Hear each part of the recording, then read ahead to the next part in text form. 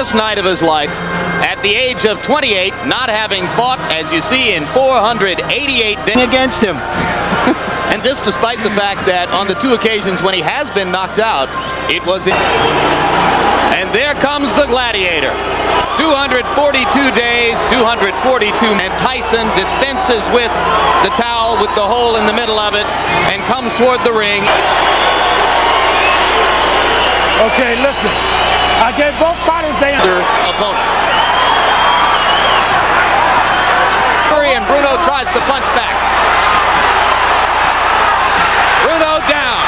Fastest knockout in heavyweight history, 55 seconds. I kind of figured this would be in the past. It's done in the past, rather. Go inside. Bruno's trying to make him respect him. A lot of rabbit shots.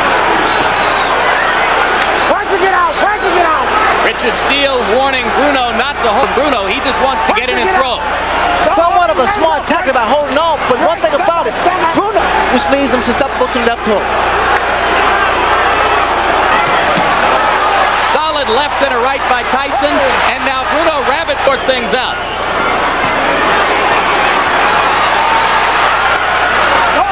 Still a minute to go in the round. Bruno told us that he would be stronger than Mike Tyson. Tyson finally went to the body in that last exchange. Now Bruno lands a short left. And now another left hand from Bruno. And it is... The crowd here stunned by the early fury. One man down, the other man wobbled. And as Mike Tyson said at the top of our show, he's back. From Bruno. Let's take a look at the knockdown.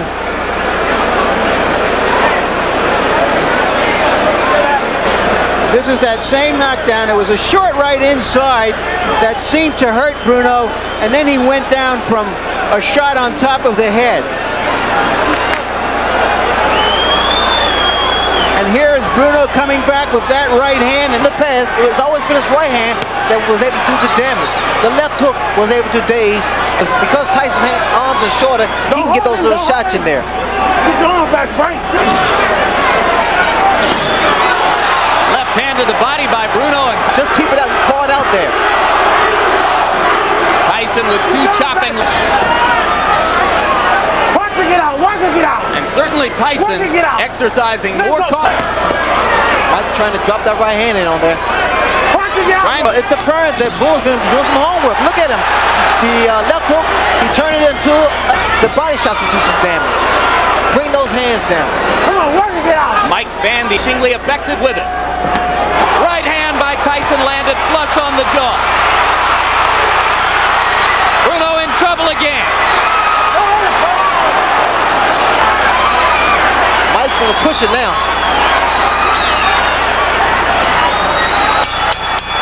And a lot of people have lost their bets for betting that this fight would end in the first jump. 77 dudes to come inside.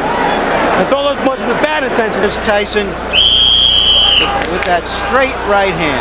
Very good, straight, classic right hand. Round 3 begins. Both fighters anticipated the bell, and Richard Steele, I recall throws a bolo shot with the same hand. And I'm waiting for that. His recent bouts, he's just stepping in and throwing shots. A brutal body shot there. That shot there takes so much out of an opponent.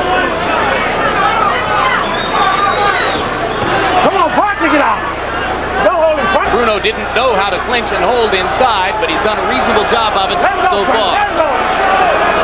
Jim, knowing how to tie his man up. It's very unorthodox, but it's work. All right, Bert, step back, Mike.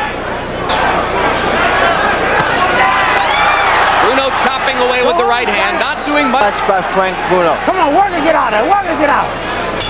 Right. A left hand after. a couple of rounds, they'll give him Scotland. And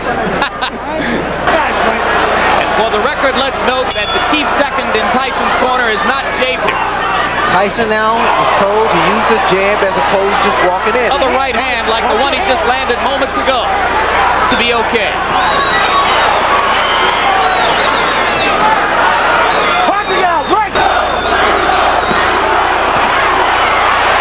Left hook got just behind. Not as solid as the ones in rounds 1 and 2.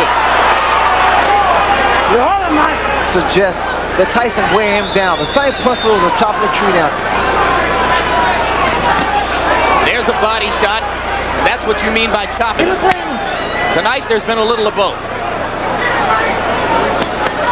Two stiff left jabs, but tell him to work the body and use the jab as opposed to just going in with his head. And come straight up the middle and use the upper into Tyson's ear. Let's see how far Tyson has come. I think he's been over-anxious virtually since the opening bell.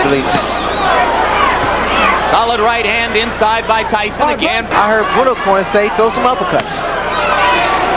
Don't hold him, Frank. Out of this. No No longer does it hurt Mike the way it did in rounds 1 and 2. You hold it, Frank. You hold it, Frank. Frank, somebody. With Tyson's deposed trainer Kevin Rooney, we should now report that Rooney has left that camera position. Uppercut with the right, and Bruno is wobbled again. Bruno. Solid left hook inside. And an uppercut, right hand. Bruno's in serious trouble. A left hook, and Richard.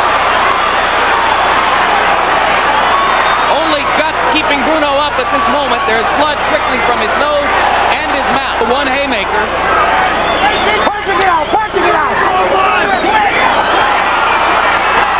Oh, it's just a matter of This time is here. vicious punishment. That's not shot.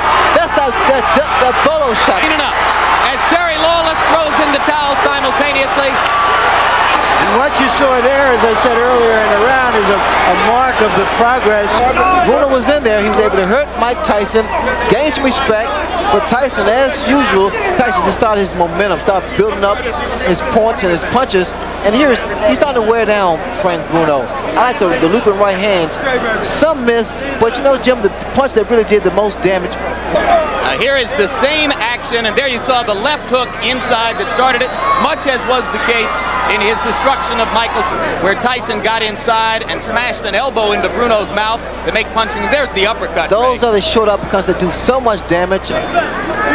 Again, that left hook has been doing a great deal of damage to Frank Bruno in the earlier sequence, which ended the bout as Richard Steele ultimately decided he had seen enough. And at this moment, Terry Lawless, the manager of Frank Bruno, was running along the ring apron with a towel in hand, asking. You see the leverage of Mike Tyson there to the body and straight up the middle. I'm gonna use that shot one day. Has any heavyweight ever thrown the uppercut with such devastating effect? Not that way, and Jim is short. Used that punch in the middle, right there, and straight up. Right there. Oh, beautiful shot. Drive the nose bone up into the brain. It's just a mnemonic, a technique for knowing what to do with the uppercut. Now to Larry Merchant.